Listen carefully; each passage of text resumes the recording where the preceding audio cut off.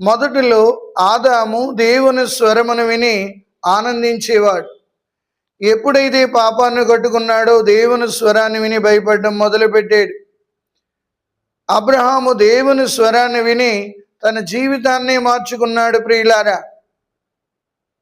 నీ దేశాన్ని, నీ బంధువులని, నీ చుట్టుపక్కలని వదిలి నేను చూపు కానాను దేశం వెళ్ళు అని పలికగానే ఆ దేవుని యొక్క స్వరానికి విధేయించిన అబ్రహాము గొప్ప దీవెనకరంగా మారిపోయాడు. ఎంత దీవెనకరంగా అంటే, నిన్ను దీవించు వారిని నేను దీవింతును, నిన్ను శపించు వారిని నేను శపింతును అని పలికి ఉన్నారు. అందుకే జాతులకి తండ్రిగా మారిపోయాడు.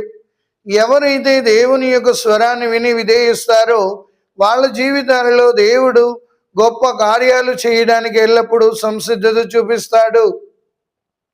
మరి మన అనుదిన జీవితంలో దేవుని యొక్క స్వరానికి తగిన ప్రాముఖ్యతనిస్తున్నామా?